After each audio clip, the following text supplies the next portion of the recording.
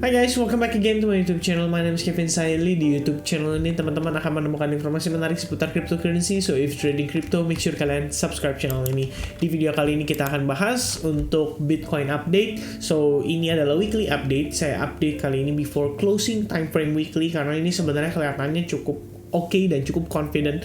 Jadi mungkin saya tetap akan create video ini before weekly close. Biasanya kan setelah weekly close ya. Nah, tapi nanti mungkin saya akan ada satu update lagi buat teman-teman sekalian. Saya pengen bahas tentang fundamental condition yang saat ini mungkin sebagian besar dari kita tuh mulai was-was atau khawatir ya, dalam artian Mt. Gox. Jadi nanti saya akan coba cek analisis dan saya akan coba sharing view saya terhadap teman-teman sekalian tentang si Mt. Gox ini.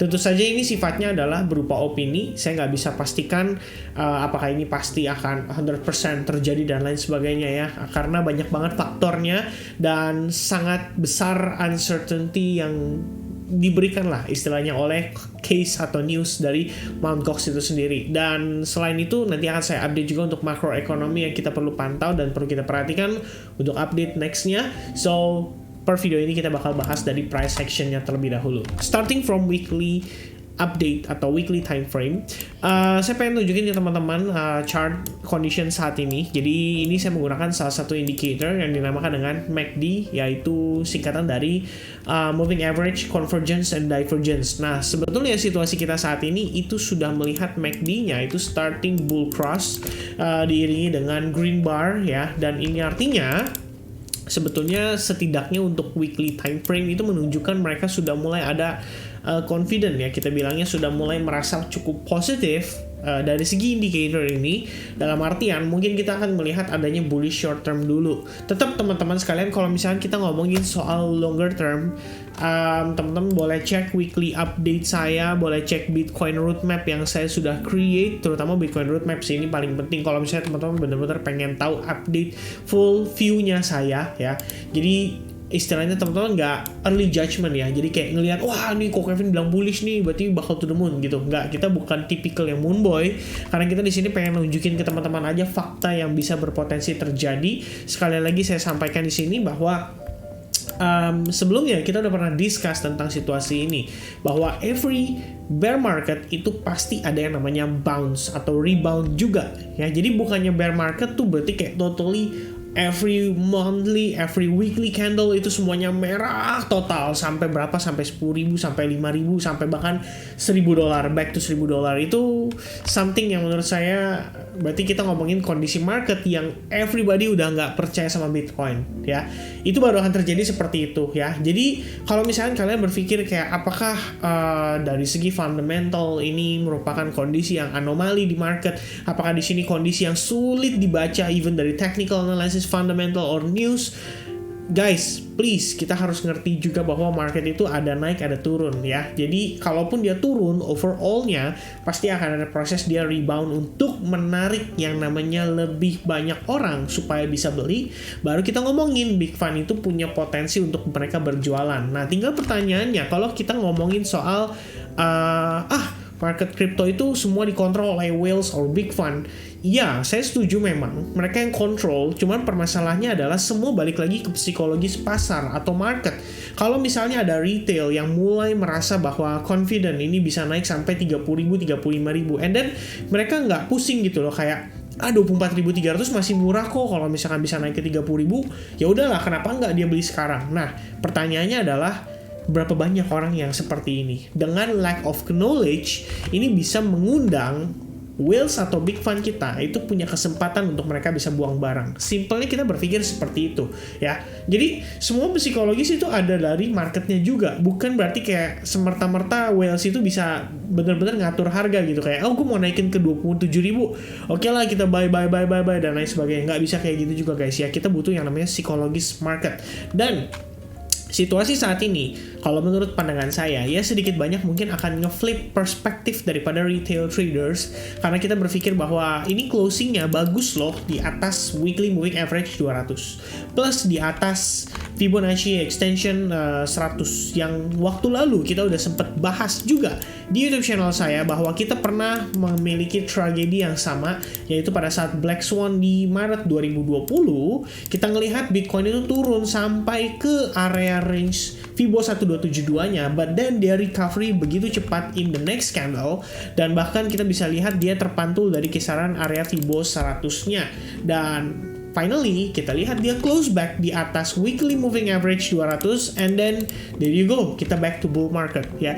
Cuman masalahnya adalah apakah saat ini situasi itu benar-benar bisa terulang. Nah guys, banyak banget faktor yang berpengaruh. Tentu saja salah satunya, ini kalau kita berbicara soal fundamental yang nanti akan saya bahas, kita ngomongin dulu deh. Teman-teman tanyakan ke diri kalian, kapan the next kenaikan suku bunga dan the next FOMC meeting yang bakal menyebabkan market itu berpotensi fluktuasi? Jawabannya adalah bulan September. Lalu kapan the next CPI data itu bakal dirilis? Jawabannya juga next month ya. Kita sedikit banyak naiknya kali ini kan didukung oleh CPI yang juga menunjukkan angka yang cukup bagus gitu loh. Karena kita percaya bahwa inflasi itu sudah benar-benar berhasil ditekan, which means akan membuat the Federal Reserve untuk berpikir 2-3 kali untuk naikin suku bunga kalau misalkan mereka masih mau agresif kayak 0,75 apa 1 gitu loh.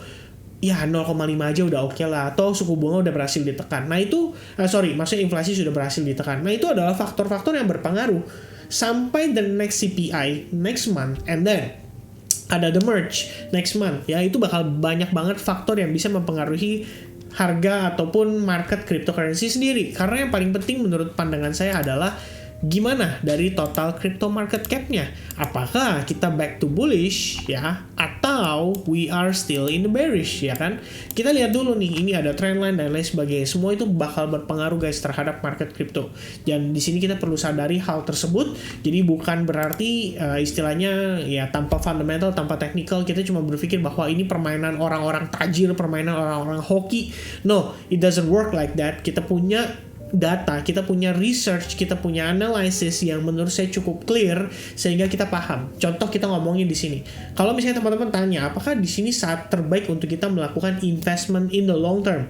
Kalau ngomongin harga murah dan kalian tahan banting melewati segala proses naik turunnya market cryptocurrency, Bitcoin sampai nanti maybe ke 17.000, 15.000 or even 13.000, tapi kalian siap dan kalian menyadari bahwa okay, this is the future, this is the most maybe kita ngomongin aset yang sangat bisa menggoda banyak orang ya di masa depan nanti, karena keterbatasan supply-nya, karena orang-orang nanti semakin akan melihat ini as a potential reserve currency di seluruh dunia, karena dolar masih bisa dicetak dan seterusnya. Kita udah bahas juga kok kayak bahwa sebenarnya ini teori kayak rahasia gitu ya, kita bilang bukan apa ya, kayak istilahnya agenda tersembunyi dan lain sebagainya. Saya bahas kok dalam bentuk teori konspirasinya juga, dan inilah situasi yang kita hadapi saat ini. Jadi kalau misalnya kita ngomongin investment, kalian siap tahan banting, ya kalian tutup mata beli aja harga sekarang, karena menurut teman-teman mungkin udah ada yang berpikir ini murah gitu loh.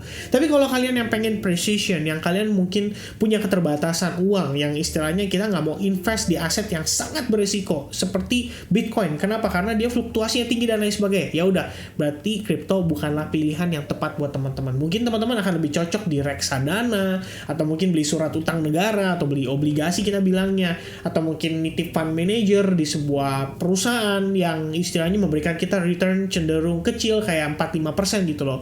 Even buat inflasi aja nggak cukup gitu loh ibaratnya.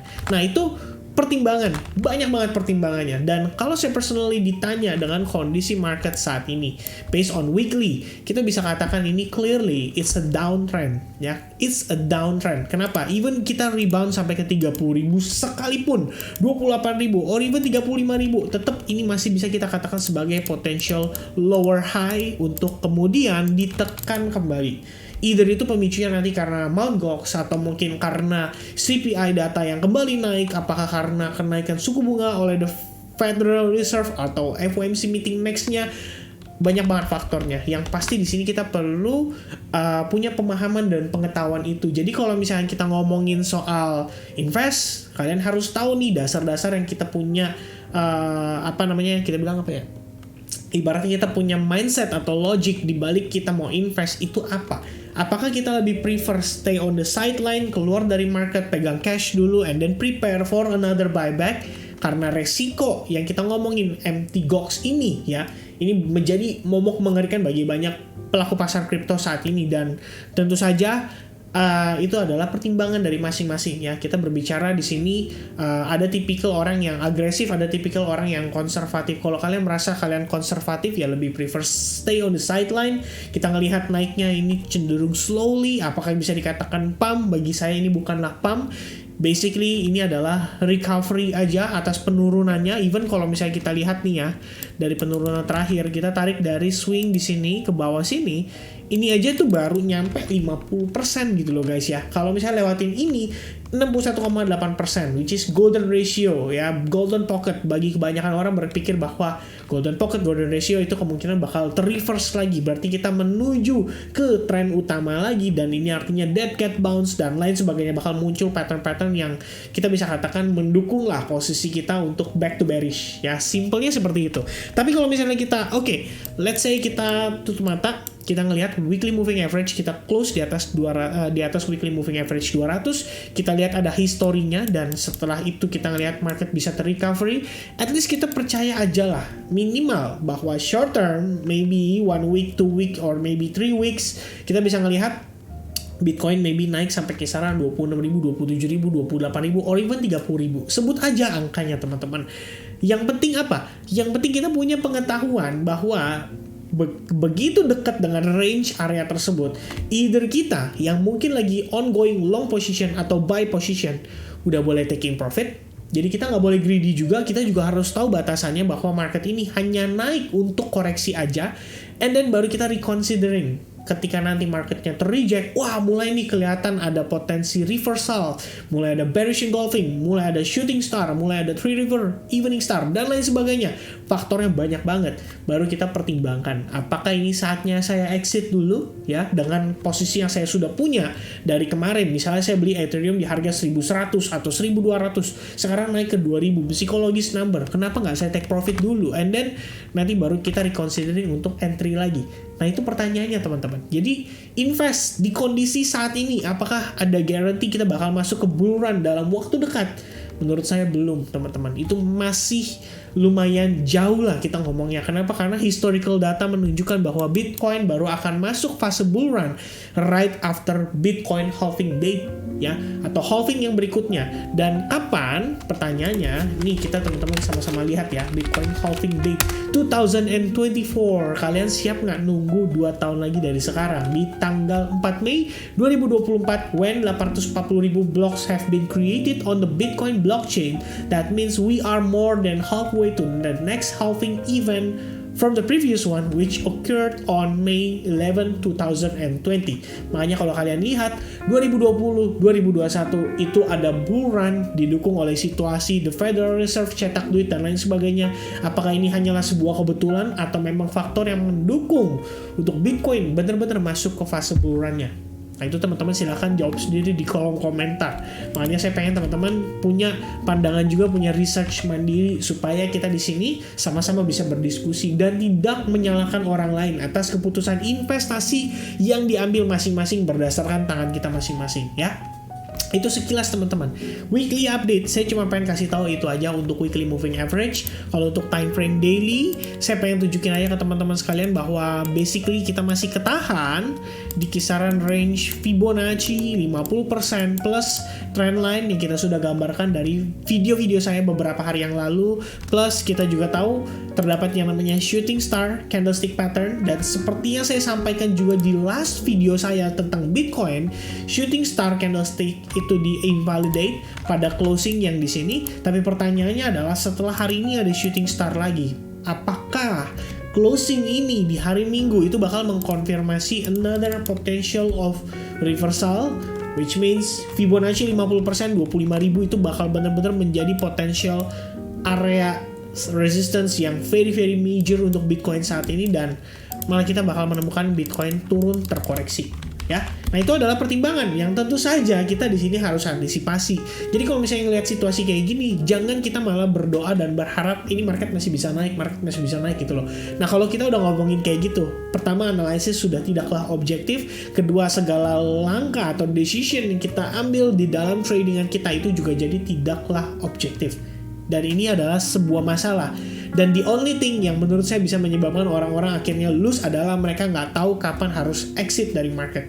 Kita ngomongin enter, semua bisa berspekulasi. Tapi ngomongin exit itu udah bermain dengan hati nurani guys. Emotion, psychology, semua itu udah bercampur menjadi satu, dan there you go, that's a problem. Kita bakal ngelihat akhirnya kita bingung kapan harus exit, dan by the time kita realize, aduh kemarin harusnya exit nih, padahal kita udah tahu nih ada situasi ini dan itu ya. Tapi saya di sini bukan ngomong berarti kita harus exit sekarang teman-teman, karena kalaupun kalian mau exit, pertimbangan masing-masing. Itu pesan dari saya sekali lagi, alright? Nah, di time frame hourly, saya setuju ada beberapa yang discuss tentang terbentuknya cup and handle pattern dan lain sebagainya. But then, kalau buat saya sih personally, saya lebih prefer konservatif untuk situasi saat ini, di mana saya percaya kita masih memiliki sebuah trend line, dan ini trend line sangatlah major, resistance-nya sangatlah powerful karena ditemani oleh Fibonacci 50% ya. Kemudian kita juga ditemani oleh si trend line daripada rising wedge pattern itu sendiri. Plus kalau kalian tambahkan pada time frame 4 jamnya, kita munculkan si RSI, kalian bisa lihat bahwa kita basically sudah menemukan sebuah bearish divergence atau negative divergence selama beberapa hari terakhir. So, apakah ini memang sudah saatnya market Bitcoin atau Bitcoin price back to bearish atau back to koreksi, atau mungkin turun dulu untuk dia ngambil nafas lagi supaya dia bisa lari lebih jauh lagi? Kita belum tahu teman-teman ya.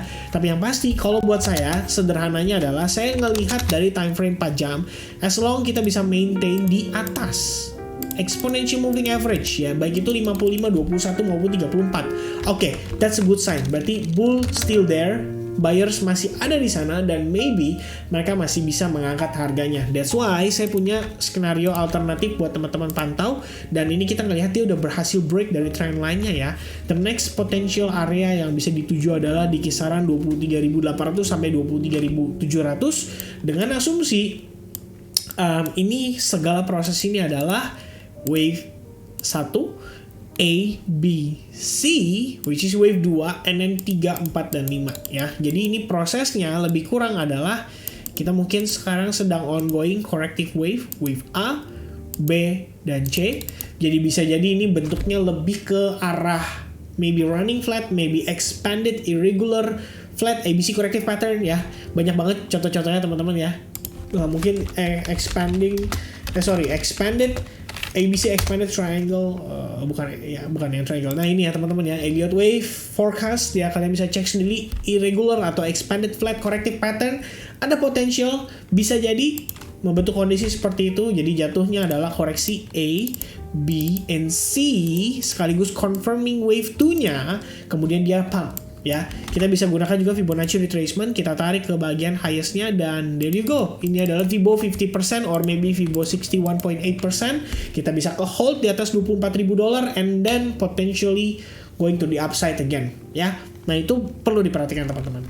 Cuman sekali lagi saya sampaikan, ada banyak possibility. Kalau kalian bilang saya di sini selalu memberikan dua opsi, dua gambaran dan lain sebagainya, ya karena memang market itu selalu penuh dengan resiko. Makanya ada yang namanya resiko pasar. Resiko pasar itu artinya market sewaktu-waktu bisa masuk ke bearish, fase bearish, dan by the time fase bearish, pertanyaannya adalah kalian sempat nggak untuk exit? Itu yang selalu menjadi pertanyaan kita semua sebagai trader. Oke? Jadi untuk saat ini, simple kesimpulannya, resistance major di 25.000, perhatikan closing time frame weekly, even kita close di atas weekly moving average 200 sekalipun, next candle itu masih bisa terkoreksi. Kalian perhatikan ya, every time kita open time frame weekly candlestick-nya, itu ada yang namanya lowest price ya. Kalian bisa lihat buntutnya tuh rata-rata tuh ada gitu loh. Jadi open mungkin dia turun dulu sampai ke 23.500, which is balik lagi ke time frame hourly-nya. Kita ngetes dulu ke 23.700, habis itu dia baru kepantul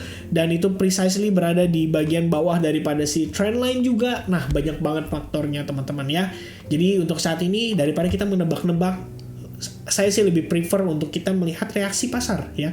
Sesimpel itu aja untuk memanfaatkan kondisi market. Jadi kesimpulannya tadi perhatikan resistance major di $25.000, and then kalian perhatikan juga untuk progress yang ada di time frame hourly-nya, apakah kita bisa bertahan di supportnya, apakah di sini kita bisa lihat market mulai sideways, and then kita ngelihat ada semacam buyers ya yang nge-push harganya untuk sedikit lebih tinggi lagi, dan gimana progress di time frame weekly-nya. Saya rasa itu teman-teman update saya seputar market kali ini. Saya pengen sedikit kasih reminder juga, kebetulan bulan ini adalah bulannya hari ulang tahun kemerdekaan Republik Indonesia, which is 17 Agustusan. Saya di sini bersama dengan tim dari Advance Group. Kebetulan banget pas Advance Group juga 1 tahunan, jadi kayak anniversary. Saya pengen ajak teman-teman untuk ikutan lomba kecil-kecilan dari kita ya. Untuk informasinya nanti akan saya cantumkan linknya di kolom deskripsi, so make sure kalian cek description box, di situ ada link untuk informasinya. Kalian bisa lihat di sana nanti gimana cara daftar dan lain sebagainya, dan bisa dapat apa aja ya. Ya ini hadiahnya kecil-kecilan tapi buat kita supaya ada ya mungkin aktivitas lah sama teman-teman, tapi dari sisi trading ya. Jadi I hope you guys enjoy the content, enjoy the information, enjoy maybe the lomba yang nanti akan kita adakan. So I think that's it teman-teman. Have a nice day. God bless everyone. Cheers and goodbye.